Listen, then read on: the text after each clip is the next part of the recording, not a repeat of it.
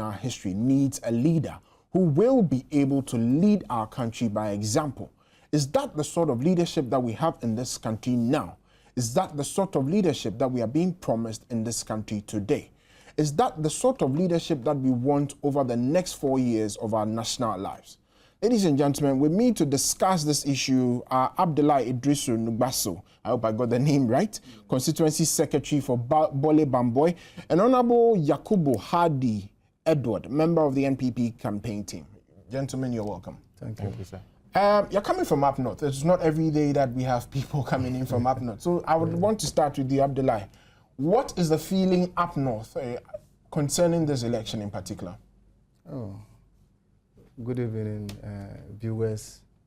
And I would like to say that thank you for bringing us into this program. For up north, we think that the feeling is that there must be a change in government. We realize that when the NDC government came to power, they promised us a better Ghana. 4 years down the line, 4 years down the line, we have not had any better thing to show up that this is the better Ghana we have had as a people in the north. A lot of things have happened in the north, and we think that if there's no change in government, we cannot move forward. Taking my constituency, for example, at the moment we get to Bole district, TV reception is still a problem for us. From February 2012, our TV reception went off, and this is the 10th month we are in darkness. Radio, we don't have access to a radio station. It means that during the time of the last government of NDC, we used to get La Côte d'Ivoire. That was where we're getting our reception from. So when La Côte d'Ivoire had their conflict, it ceased. So we were just put into darkness. Not until the NPP government came into power, and under the leadership of Dr. Achanso, we had a TV reception and a radio reception. Today, as I talk to you, all the TV and the radio are now off. Not only that, if you look at other aspects, in terms of education, you know, the NPP government, flag bearer, is promising a free SHS. And our own brother, our own father, is saying that it is not possible. But we in the North think that it is very possible, because a lot of them have enjoyed this free education. Why is it that today they are now saying that it is not possible?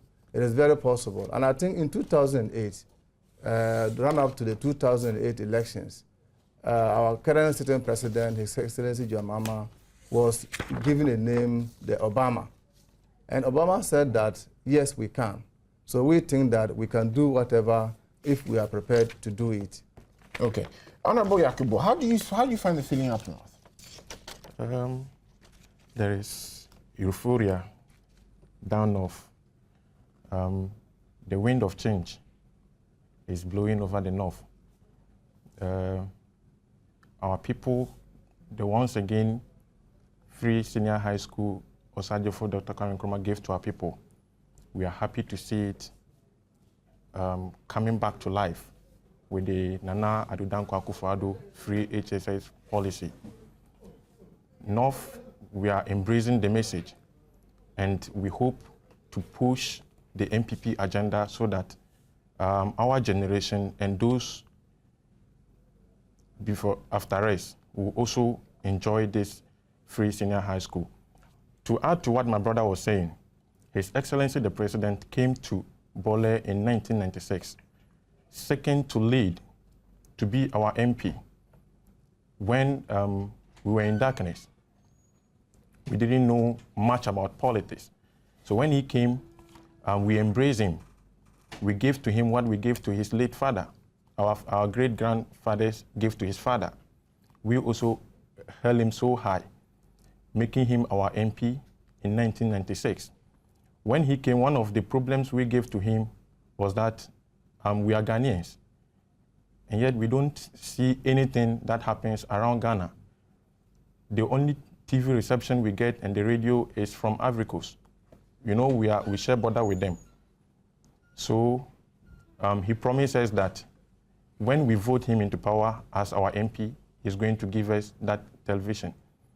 Fortunately, on our part, when he was voted for in 1996, Rawlings made him the Deputy Minister of Communication. We were all very happy that after what we are looking for, our brother has been given the baton, the second man in the communication. Unfortunately, we never see.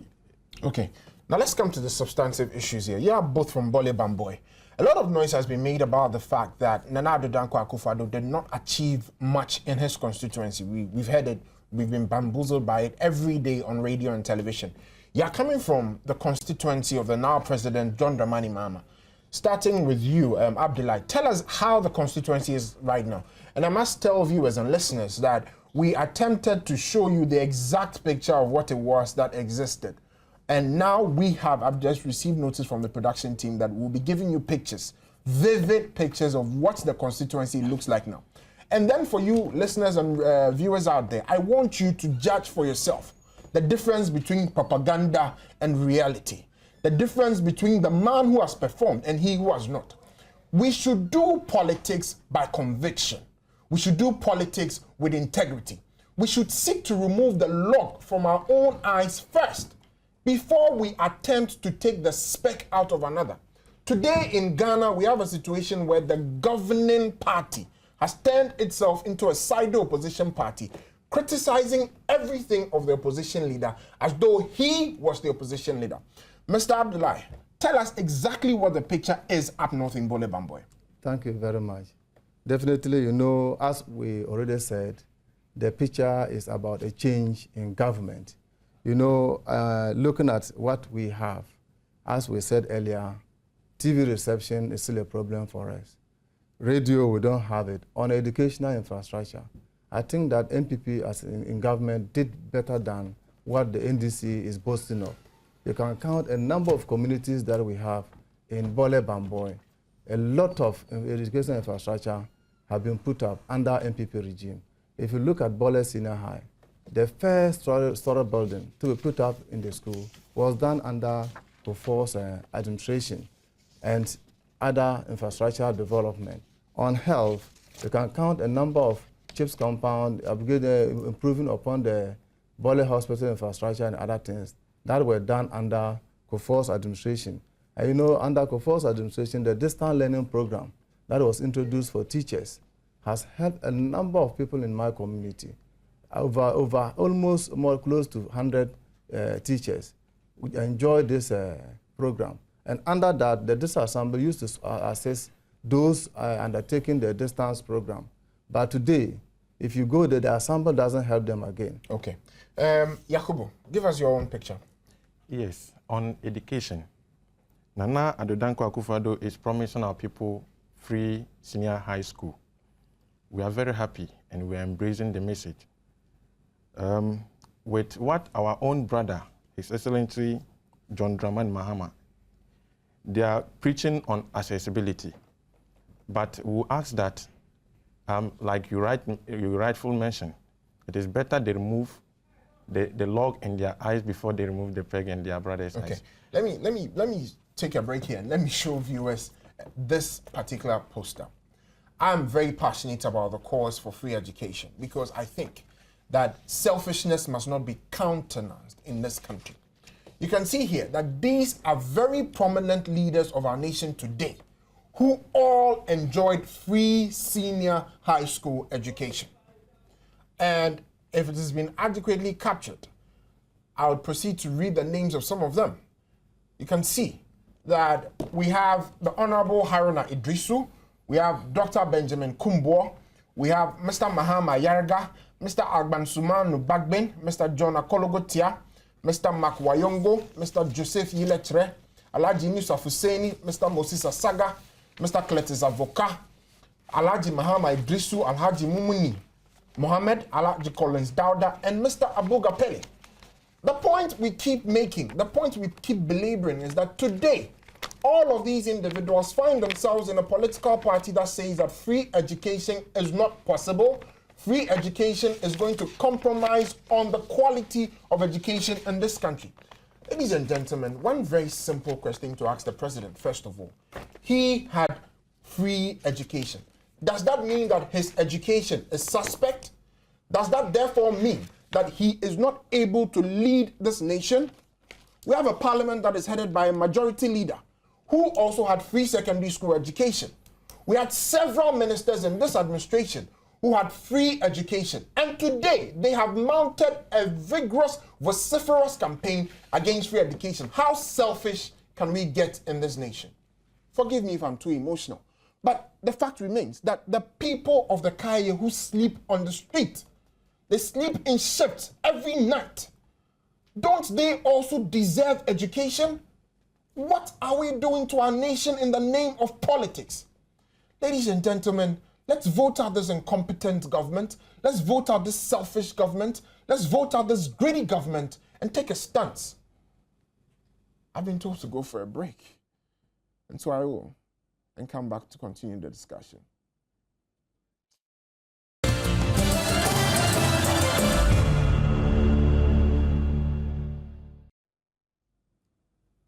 Welcome back to Minority Caucus. My name is Nana Kofi Opondamwa, and with me in the studios to discuss the issue of leadership by example, we have Abdullah Idrisu Nugbaso, Constituency Secretary for the Bole Bamboy constituency for the NPP, and Honorable Yakubu Hardy Edward, a member of the NPP campaign team. We've always talked about election readiness. We've always spoken about the fact that we are ready to really take a stance and make a stance on this in these elections. The New Patriotic Party wishes to announce the fact that we have set up hotlines for you to call and make your point. On election day or before election day, if you notice anything going wrong, if you notice anything strange, please do us this favor, pick up your phone and call the following numbers. 028 955 705126. I repeat the numbers. These are the New Patriotic Party hotlines for you to report anything or speak to us on any matter that you want addressed. 028 955 705126. The individuals ready to pick up your calls 24 hours a day, and we assure you that we'll pay prompt attention to everything that you tell us. Now, coming back to the studios, Honorable Yakubu Hardy Edward, I just want you to address the issue of development in Bole Bamboy. Now, leadership by example. If John Dramani Mahama seeks to lead this nation, what has he done in his time as a member of parliament? It is interesting because Nana Addo Dankwa Akufo-Addo had 12 years as a member of parliament. John Dramani Mahama, His Excellency, also had 12 years as a member of parliament. That is the only platform that we can compare the two of them. So you are from his constituency. Give us a true, vivid picture of what it is that exists in the constituency as of now. Thank you very much. What the people of Bole Bamboy gave to His Excellency the President, he has not been able to give half of it in return. We made him our MP for 12 solid years. No even primaries. Nobody ever contested in primaries. At that time, we loved him so much. And I can tell you, from that time, some people started seeing the light that this is not a man who can help us. Looking at the records of the electoral records of the past elections, you will see that his votes continue to reduce drastically. And I can tell you that over 70% of corruption, incompetent leadership, that is what the NDC and John Mahama gave to the people of Bole Bamboy, who lifted him to this level. Come to Bole and see, we have only one single secondary school. And if you go to this school, my brother, it's so pathetic. Students sleep on verandas. Wow. Do you have a radio station in Bole Bamboy? Not at all. Not at all. He was a former Minister of Communications. That was one of the paramount reasons why we voted for him. When he came first, he said, yes, Bole is such an old town not to be counted as part of Ghana. He was referring to the fact that our people were only getting reception from Ivory Coast. So he said we should vote for him. When we vote for him, he will give us TV reception. So we all rallied behind him. Luckily enough, he was made the Deputy Minister of Communication and the substantive Minister of Communication. My brother, and before President Kufuor took over, Bole was still in that darkness. Okay. Now, do you get reception of any other television apart from multi-TV, perhaps? Not at all. Wow. Not at all. What's the road? And let me shift to you, Honorable Abdullah Idrisu. What's the road network like in Bole Bamboy? For the road network, I think the only road we can boast of is what we had under President Kufuor from Bole to Bamboy. Apart from that, under NDC government, we only saw a small portion of Bole Secondary School to town that was constructed. Any other road leading to any village has not been touched. From Manful, from Bole to Ntereso, it's very terrible. If you take from Bole, when you get to Seripe, you're going to Kebelma. It's very terrible. If you are from Tinga going to Kui, out. We have not done anything at all that will charter the course of Bole Bamboy constituency. And so we think that he should be changed. One thing about the president is that he's very good in talking. He can only talk. But when it comes to delivery, he cannot deliver at all. We have seen it. In 2000, when he came to 1996, after we voted into power, he came back and told us that Bole was in a valley. And for that matter, it was very difficult to get us a TV reception. Unless they go to mount one at Gorupe, one antenna at Gorupe, before we can get the reception. But when NPP came to power, they didn't mount anything at Gorupe, but we had the TV reception.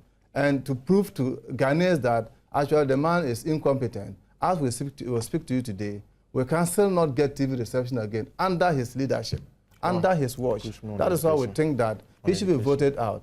Looking at sanitation, when you get to Bole today and you feel like going to toilet, Massa, you are in bad business. Unless you beg somebody to pick you on a motorbike to rush into the bush, you are in bad business. Very you cannot get access to a toilet facility. Are you telling me that things are that bad such that simple toilet facilities are a problem in Bole? A very serious problem. A very, very, very serious problem. I find that hard to Very believe serious because, problem. again, I have in my hand the Green Book of the NDC, and especially with the road networks that you speak of. I noticed the fact that the Bole, Bamboy Bole Wahamele Road is part of the achievements of the NDC as that they spoke about in this book. And you are giving me a totally different picture. Oh, yes. What I'm telling you is the truth. They will never tell the truth. For example, they said they have put up a school at Agbadago, one community in Bole, under the constituency. If you get to Agbadago today, there's no any school infrastructure. They said they have put up a school at Chenchere. If you get to Chenchere, they only started it. They've not even done anything. But under the achievement, it's part of what they have done as an achievement. So they are very good in telling lies. They can never tell you the truth. That's the good thing about NDC. Interesting. Go there today, during this campaign period. What they can only do now is to give mosquito coils, matches, fools, and then beg the people to vote for them. Okay. Do we need, at this time, do we need mosquito coil? Do we need matches? Do we need force before we vote for somebody? And those who are well enlightened, if you get there today and you just you give out, they just say that they are joining MPP, then they'll quickly rush and then give them motorbikes that they should not go and join MPP. But thank God, I know my people, they are only taking the things, but they will still vote for MPP. Okay. Because they know the good things the MPP is doing for this constituency. I must be honest that I am terribly shocked by what it is that you've just told me. But let's zone into education infrastructure. The president and his campaign team have made a lot of noise about the fact that they are going to increase access to education. Going by their own logic, that Nana Addo Dankwa Akufo-Addo should perhaps have implemented free SHS in his constituency. Bear in mind the fact that I do not stand by such logic. I think it is untenable. But since they put it forward, what is the state of education infrastructure in the Bole Bamboy constituency after 12 years of leadership by John Dramani Mahama? Educational infrastructure in Bole, so far as NDC government is concerned, is nothing to write home about. What they keep telling Ghanaians is that they are eliminating schools under trees. And my brother, I'll tell you that come to Bole Bamboy and see the backyard of His Excellency the President. We have so many schools under trees, and we have people who travel several kilometers to attend to school. And we still have people who attend primary school in their home villages and travel to another community to attend junior high school. You go to Lewayiri, there is no school there. There is no school there. The people move either to Mankuma to attend school, which is several miles away. And some other people also move to Chache, what is the name of this place? They also move to Bodi. Body. It's another nearby village to that Lewayiri to attend school. This is so pathetic. This is unacceptable in the 21st century. We can't accept this any longer. This, their accessibility thing they are talking about, in Bole, it is nothing to write home about. Go to Dikatama. There is a school under 3 there. You move to Waka Waka. Waka Waka, there is school under 3 there. When it is raining, the people has no option than to close. You move to Daboiri, there is a school under 3 there. Go to Ntereso, there is school under 3 there. Then you move to Abasoma. Abasoma, there is school under 3 there. You go to Bampe, not Bampe, MPP put up a school there. When you are talking about educational infrastructure, MPP government did a lot. In that constituency? Yes, but we when did a you lot. talk about this NDC government, despite the fact that they made a lot of claims on educational infrastructure, in the president's own constituency, there's very little to write home about. Ladies and gentlemen, let's take a little bit of time to clear up a myth here. It is the fact that the NDC has sought to place accessibility as an opposite to our free SHS educational program. That is a distortion. That is a deliberate attempt to propagate nothing but lies. Here are the facts. The NPP's educational policy deals with 3 major problems in the educational sector of Ghana. 1 is the issue of affordability. 2 is the issue of access. And 3 is the issue of quality. Let me tackle the issue of access for now. We are promising the people of Ghana that we will build 350 brand new schools across the length and breadth of this country. Surely, Bole would be included in the distribution of these schools. Again, we are saying that each of these schools is going to have a headmaster's bungalow, 8 teacher accommodation premises, a science resource center, boarding facilities, classroom facilities, and each of them will spend 4.5 million Ghana cedis on each of these secondary schools. The fact is that these secondary schools are to be built within a 4-year time frame, and we have costed them and we have put the cost of these out there. So if anyone comes to tell you that where are we going to find the classrooms and the schools to do our free SHS program, tell them that we have included it in our plans. The New Patriotic Party is not a party that goes to sit anywhere and makes frivolous promises as our opponents would have you believe. The truth is that they actually have no message for the people of Ghana, and so the only way is to oppose the free SHS. Now let's come back to this issue of leadership by example. If you are a leader and someone has put up a policy and you cannot find an alternative policy to bring out to convince the people, and so you decide to go out there to tell plain lies about the policy of your opponent, what does that make you? It means you are not a competent leader. For example, if you look at our current president, he is very good at promising to. He promised the people of Bamboy that he was going to give them a district. In the 2008 campaign, up to date, I don't think the people of Bamboy have seen a district. So when that issue, they couldn't get it, I think they released a press statement on that. He promised them again that he was going to give them a constituency. If there was going to be just one constituency to be created in Ghana, then it was going to be, Bole Bamboy was going to be divided into 2. I don't think the people of Bamboy have seen anything like that. English Arabic Primary, he awarded the contract to his own brother. Up to date, the school has not, they have not completed the school. Up to date, as we will speak to you, if you get to Bole, English Arabic school, they have not finished, they have not completed the school. These are all the promises that he's giving to people. He is very good at promising. And as I always say, if you think that your colleague cannot do something, what do you need to do? You also need to tell Ghanaians what you can also do. As we speak, what has the president told us that if voted into power in 2012, he can also deliver to the people of Ghana? Okay. The only thing you can say is that MPP cannot do. What can you also do? If Nana Akufo-Addo was supposed to implement free SHS in his own native district, why couldn't he also implement quality education in his district? You ask him, what is the standard of education in our district? Okay, let me at this point say thank you to my guest for tonight. I have a surprise for you after this break, and so stay tuned.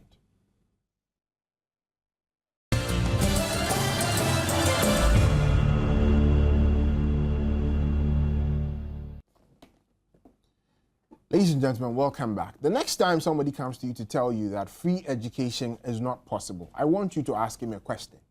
That would he want his nephew, his son, his niece to be left out of the educational system at the SHS level simply because he says that free SHS is not possible?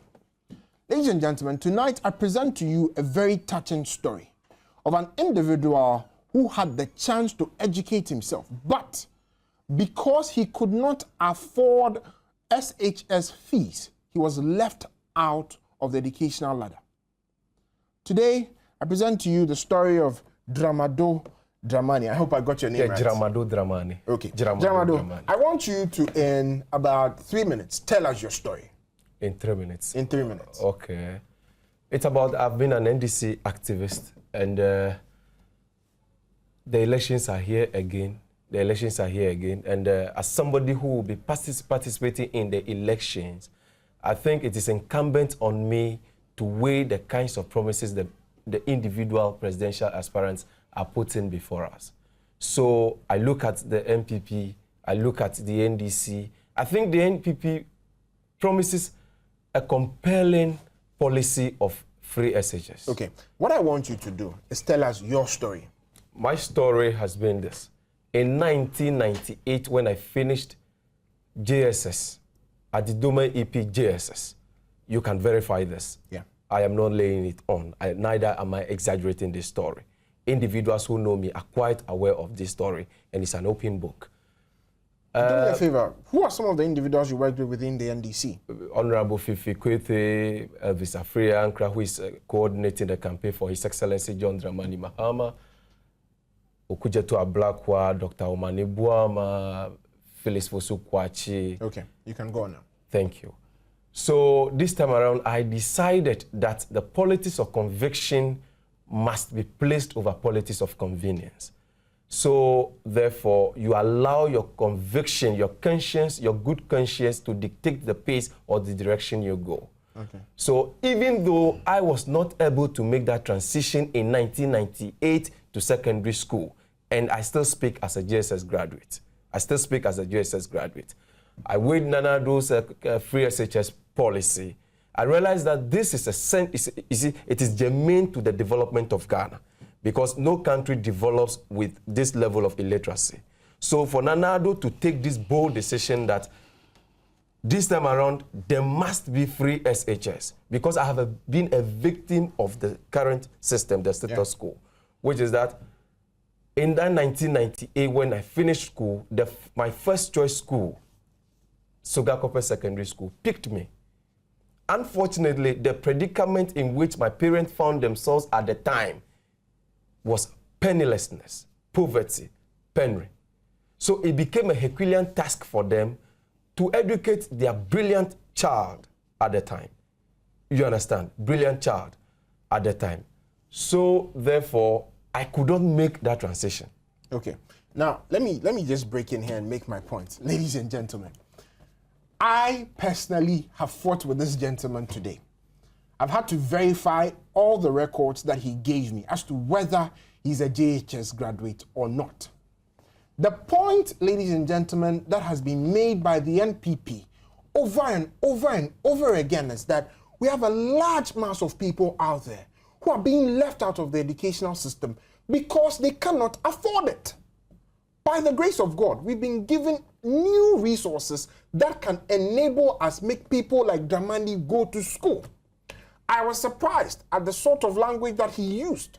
I am surprised at the intellectual capability that he is displaying.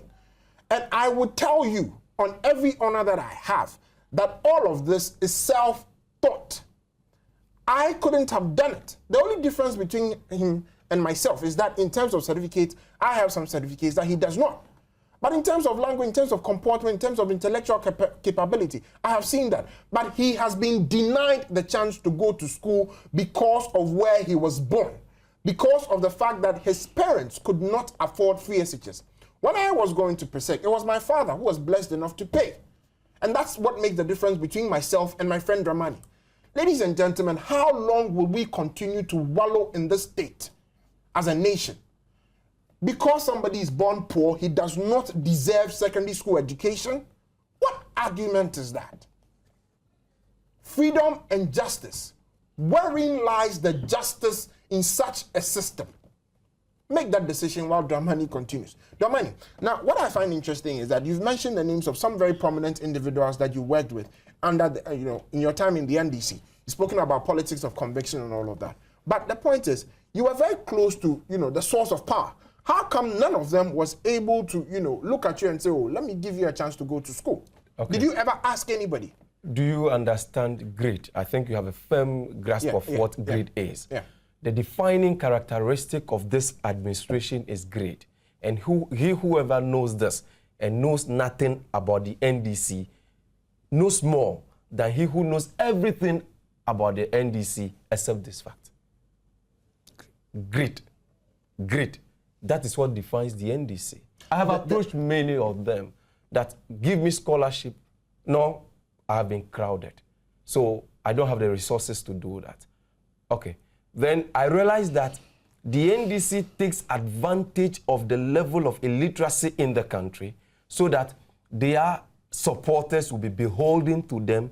You understand? They will follow them slavishly.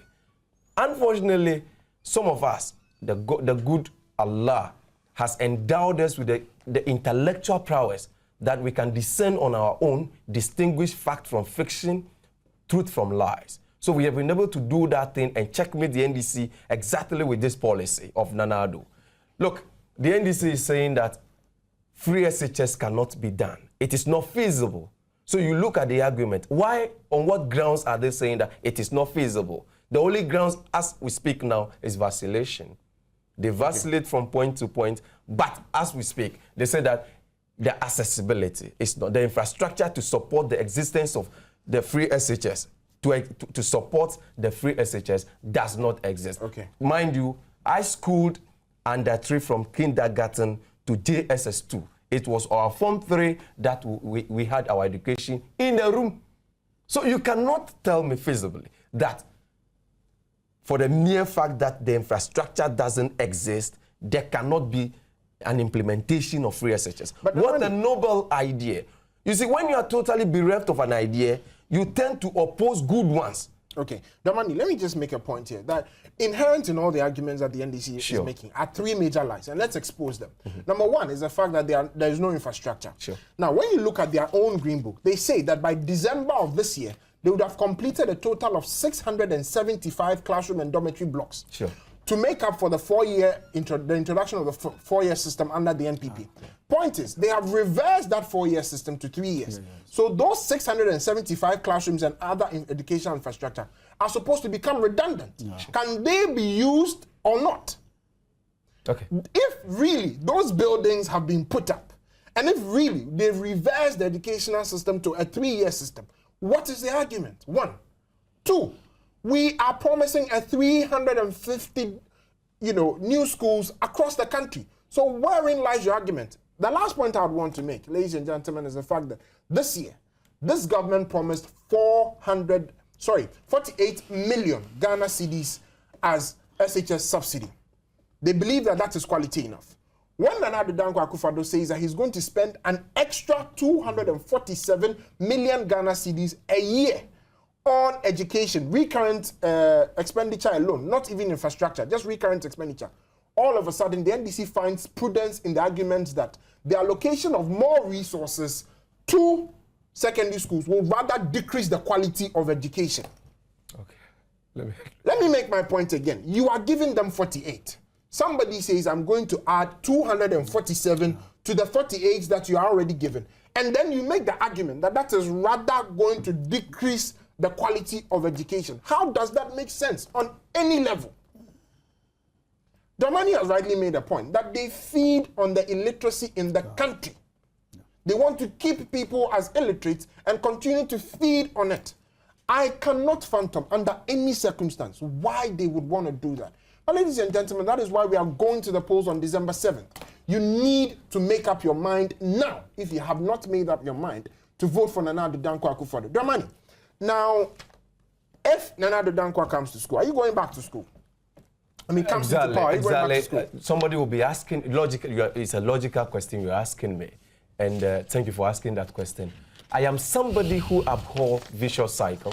It is an avowed principle that we must be able to stem the tide of vicious cycle and replace it with virtuous cycle. You know what that is. You replace it with virtuous cycle, then the kinds of argument we make today as to whether there's a single-digit inflation and that single-digit inflation is not moving in tandem with interest rate. When you have that cerebral society, some of these arguments will not be made.